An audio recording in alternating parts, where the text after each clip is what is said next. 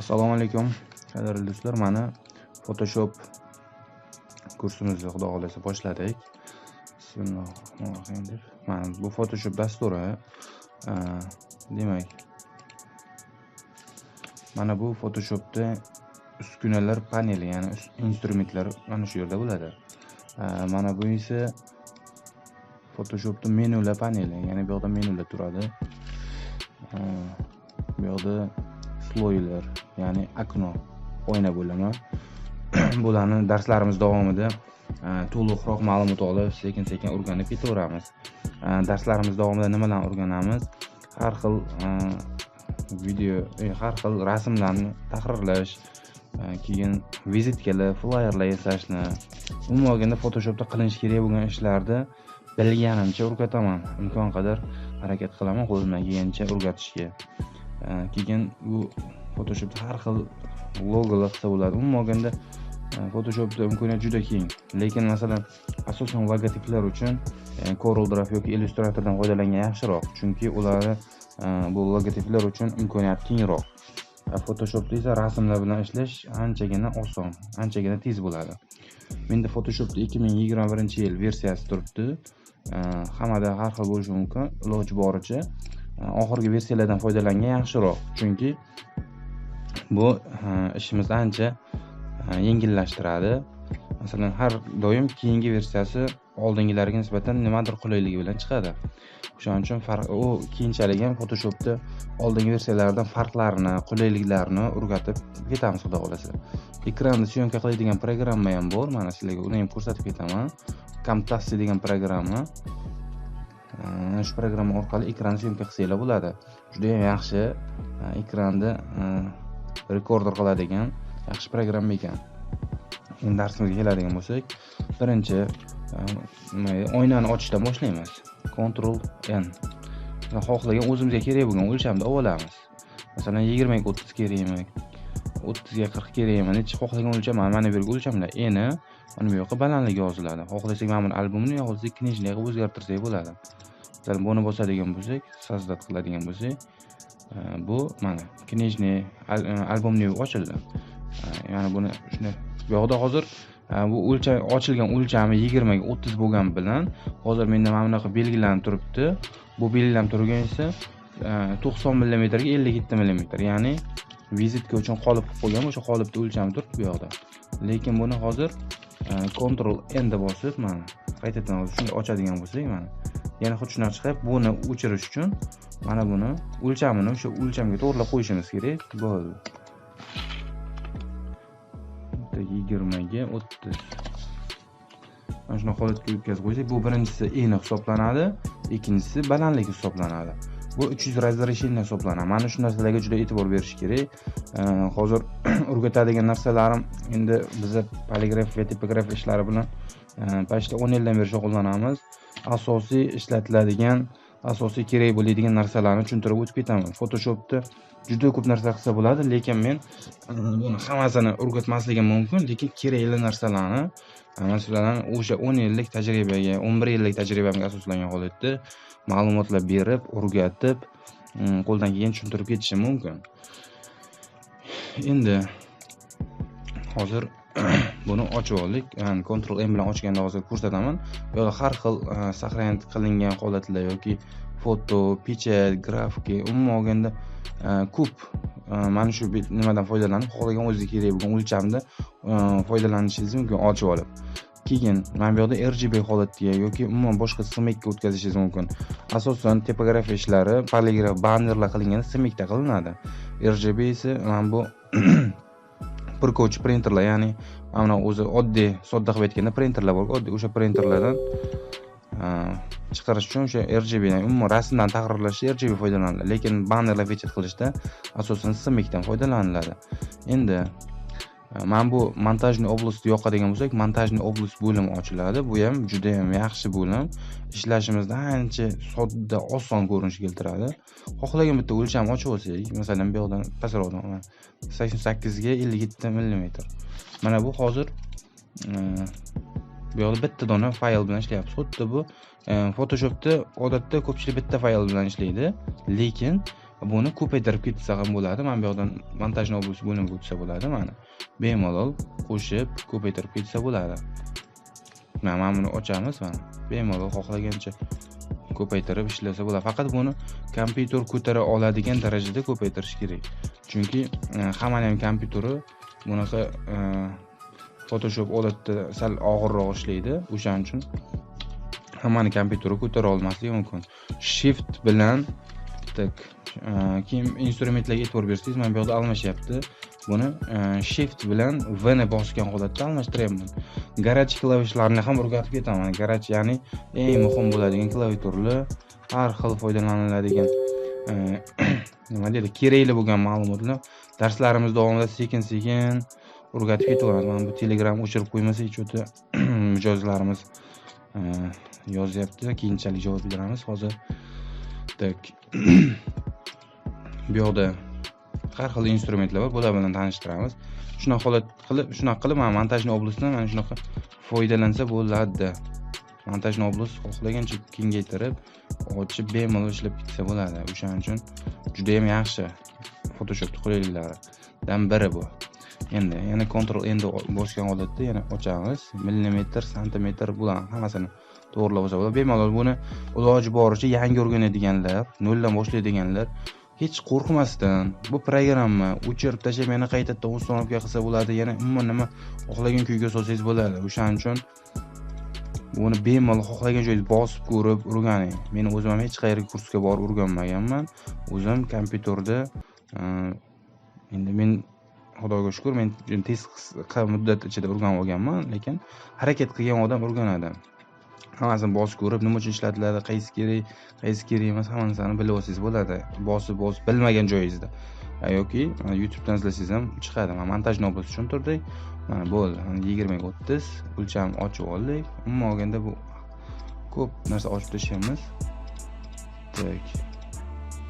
Endi bizning qiladigan ishimiz o'zimiz kerak bo'ladigan instrumentlar. Mana bu yerda hozir instrumentlarimiz bor. Bu instrumentlarni qo'shishimiz yoki kamaytirishimiz ehtimoli bor. Kerak. Masalan, o'zimizga kerak narsani qo'shamiz, kerak emasini olib tashlashimiz mumkin. Masalan, mana bu yerda hozir G harfini bossangiz chiqadigan instrument mana G. Ya'ni bu rang bilan ishlanadi. Lekin bu yerda hozir asosiy, masalan, bitta rang berib o'radigan yoki gradient beradigan yo'q ekan. Mana bu yerga 3 ta nuqtaga bosadigan bo'lsak, bu yerda o'zi 3 ta nuqtaga borib o'ng tugmani bosadigan bo'lsak, chiqarib beradi. Bitta bosamiz mana. Tepada 3 ta nuqtani bosgandan keyin mana o'zi xohlagan mana bu foydalangan hozir mana panelimizda bor instrumentlar mana shular. Endi bizga kerakini qo'shib olishimiz kerak bo'lsa, masalan, o'zimizga kerak ma'lumotlar qo'shishimiz kerak bo'lsa, shunday olib qo'shsak bo'ladi. Yoki masalan bitta belgilashimiz, ikkita, bittalar belgilab chiqishimiz mumkin. Kerakini olib o'tkazishimiz mumkin yoki общий hammasini, masalan, общий sal yuqoriroqga bossak, buni bosganim ham yo'q, shunday olib boraman, strilkani bo'ladi. Mana shu masalan qolgan nimalarda eskilarda bunaqa imkoniyat sal kamroq bo'lishi mumkin, lekin masalan 2021-versiyada mana shunaqa. Lekin ularda ham bo'lishi mumkin, uni bilmaganligim uchun hozir aytmayman. O'zimga kerak bo'lganlar, masalan, men bu hozir G ni bosdim mana. Bu yonida garaj klavishlari ham bor, e'tibor bersangiz. Mana shu klavishlarni yodlash kerak. Klavishlarni yodlab olsangiz, lekin Photoshopda umuman olganda 1 oyda normal holatda o'rgansa bo'ladi. Bilmaydigan odam 1 oyda anchagina yaxshi o'rgansa bo'ladi. Lekin bitta narsani aytib o'tishim kerak. Photoshopda umuman dizayner sohada fikrlash qobiliyatingiz juda muhim. Qanchalik fikrlashingiz yaxshi bo'lsa, shunchalik chiroyli ishlar qila olasiz. Endi hozir biz mana bu G harfini topishimiz kerak. Mana G harfi, chunki G harfini yoniga olib qo'shib qo'yishimiz kerak buni. Buni mana yoniga shunday olib qo'yib qo'ysak chiqadi. Endi T harfi.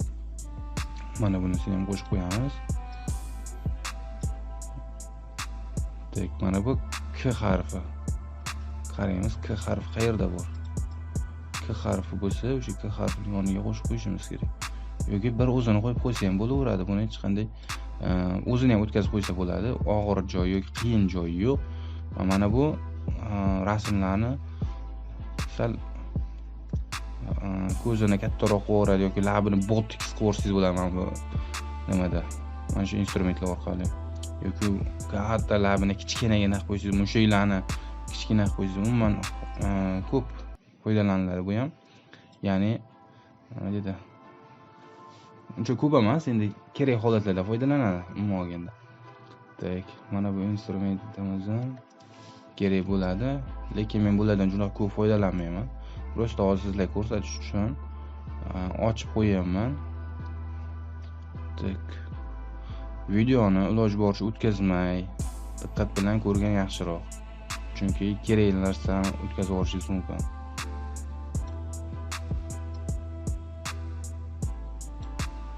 Tak, mana bu shaklli. Bu готов deb bo'lsangiz, mana bu yerda instrumentlarimiz ancha ko'payib qoldi. Mana bu yo'q edi hozir bizda. O'ng tugma bo'lsak ochiladi, o'ng tugma bo'lsak ochiladi, o'ng tugma ochiladi. Hammasi o'ng tugma bo'lsa ochiladi. Sekin-sekin mana bu ham xuddi shunday. Tak. Hozir endi birinchi qiladigan ishimiz bironta shakl olamiz, o'zimizga kerak bo'ladigan. Men odatda garaj klavishlar bilan ishlayman, o'shani aytib ketaman. M harfini bossangiz, mana bu O harfi bilan bossangiz, mana O harfi bilan chiqadi. Keyin bu yerda mana bu yerda rang turibdi, mana svойства. Bo'limlarni svойствani esa qayerdan tanlaymiz? Mana rang tanlab qo'yaylik, hozir ko'rsatib o'raman. Bularni o'zingizga xohlagan holatda moslab, mana bu yerdan okno bo'limini ochib olsangiz bo'ladi. Mana kistlar bo'limi kerakmi? Masalan, kistlar bo'lsangiz kistlar chiqarib beradi. Bularni xohlagandek foydalansangiz bo'ladi qisqasi. Mana buni ajratib olib, pastiga qo'shib yuborsangiz bo'ladi yoki mana bu yerga qo'shib qo'ysangiz bo'ladi. Umuman yo'li ko'p. Buni xohlagan joyga foydalanib qo'shib yuborsangiz bo'ladi. Endi o'zingizga qulay qilib, kichikroq joyga ixchamgina qilib qo'yasiz. O'zingizga moslashtirib olasiz umuman ekranda. Tak, keyin mana okno bo'limidan mana stil, svet, rang hamma narsa bor. Ya'ni kerak instrumentlarni olib, keraksizini olib tashlab foydalansangiz bo'ladi. Mana bu yerda esa o'zingizga moslashtirib, основной рабочий sreda deb yozilgan, mana o'zingizga moslashtirib, asosiysi mana shu yerga joylashtirib qo'ysangiz, o'sha holatga o'tasiz. Mana 3Dga o'tsangiz, mana bu holatlar chiqadi. Hozir tayyorlaganimiz. Ularga, ya'ni dizaynerlarga qulaylik yaratilish uchun mana shunaqa Photoshopda shunaqa funksiyasi bor. U Illustratorda ham bor, Corelda bilmadim, Corelda ham bo'lsa kerak. Tak, endi bironta mana rangni oldik. Hozir endi yana bitta boshqa bitta masalan uni olamiz. Hozir instrumentlar haqida, faqat instrumentlar bilan ishlaganimiz uchun, instrumentlarni o'rganganimiz uchun hozir shunchaki oddiyroq narsalarni shuni tushuntirib ko'rsatib ketaman. Keyingi darslarda asosiy glavni ishlarga o'tib ketaveramiz. Eng muhimi instrumentlar qanaqa ishlashini bilib olishimiz kerak edi. Tak, hozir mana bu ikkalasini hozir mana buni ichiga joylashtirib olishim kerak bo'ladi. Masalan, bu nima? Oddiygina ish qilinadi. Mana bu sloy bo'limiga o'tasiz.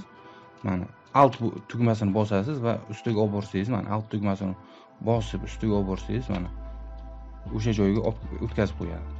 Ko'rdingizmi? Mana e'tibor berdingiz. Xohlaganda o'zgartirsangiz bo'ladi. Ya'ni buni albom qiladiganlar ko'pchilik foydalanadi bu narsalardan. Endi xohlagan bitta masalan albom tayyorlaydiganlar anaqa holatda rasmlarni masalan bitta rasm olamiz.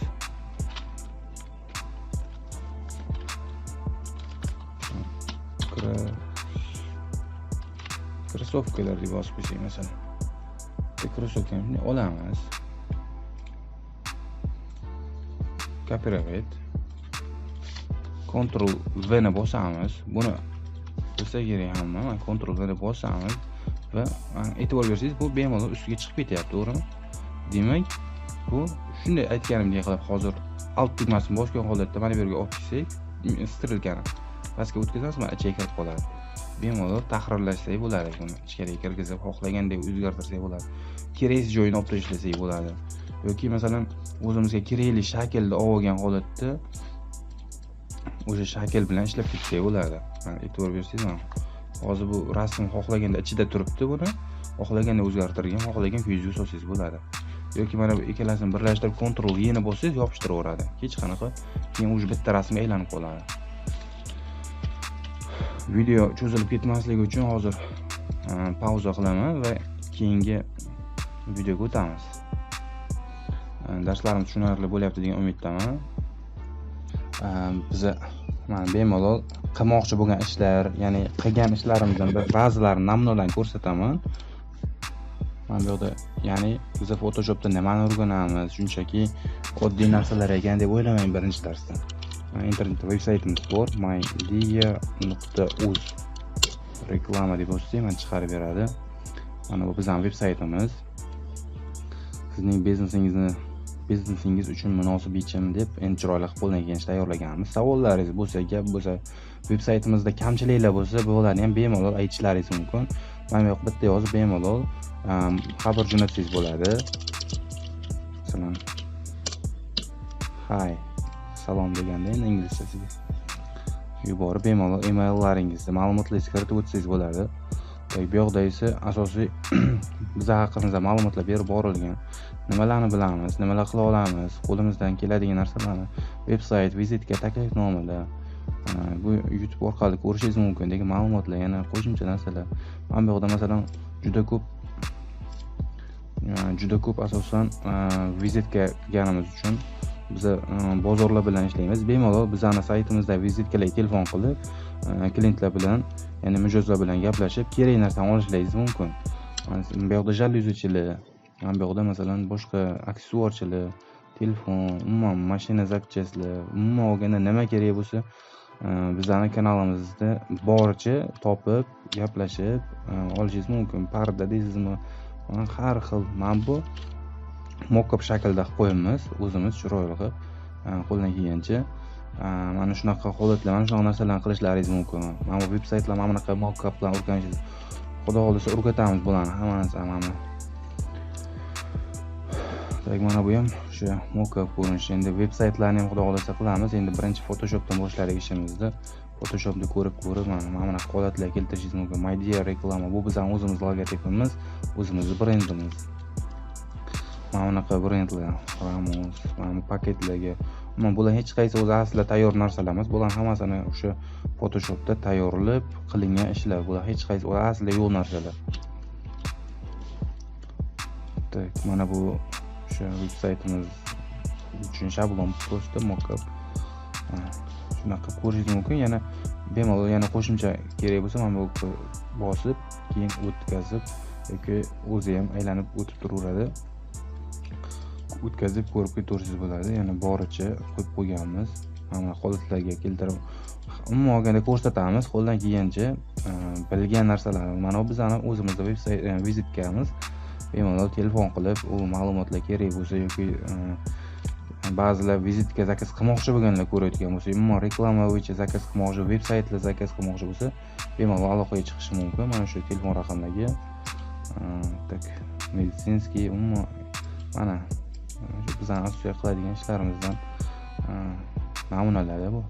Endi aslida bizning Xudoga shukr, bir 50 mingtacha klientimiz bor bozorda. Bo'ldi, Toshkent bozorlarida o'sha bozorlar bilan ishlaymiz. Mana shunaqa holatda ko'rsatib, veb-saytimiz haqida ham tanib chiqishingiz mumkin. Bizning veb-saytimizga kirsangiz bemalol ko'rib, o'rganib biz haqimizda mana bu yoqda qiladigan xizmatlar hammasi bor. E'tiborlaringiz uchun rahmat. Biza qiladigan ishlarimiz yoqsa, bemalol like yozib, hatto kamchiligimiz bo'lsa kommentariyalarda aytishingiz mumkin. Yana nima deymiz? Hammaga omad tilab qolamiz. Yangi o'rganuvchilarga va o'rganganlarga ham bilmagan narsasini agar o'rgatib o'rgan bo'lsak, bundan juda ham xursandmiz.